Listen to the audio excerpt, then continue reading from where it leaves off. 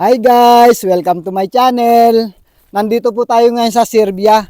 So, na-experience ko rito yung pag-snow. Ayan.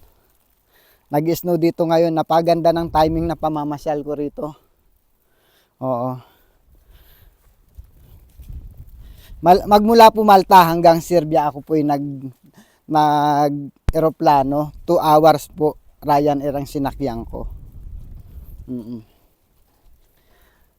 May ikukwento po ako sa inyo tungkol sa Serbia po habang in-explore ko po kayo. Alam niyo po ba ang kasaysayan ng Serbia ay nagsimula sa paninirahan ng mga Slavic na tribo ng ika-7 siglo? Opo.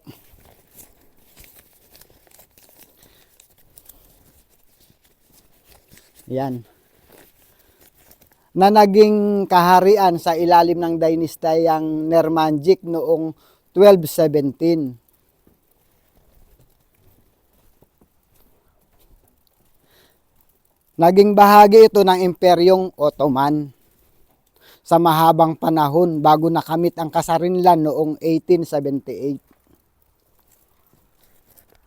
Na naging sentro ng Yugoslavia noong ika-20 siglo. At kalaunan ay naging isang malayang republika noong 2006. Alam nyo po ba na ang kinabubuhay ng Serbia ay pagpa-farm? Dito po napakalaki ng landfill nila. Hektarya po ang pinagtataniman ng kanilang mga gulay, mga pagkain, at ang kanilang negosyo normally ay pag-aalaga ng mga baka. Hindi po biro yung kanilang mga pinapakain sa baka dahil ang pinapakain po nila rito ay carrots, mais, at saka yung wheat, at saka yung sunflower seed.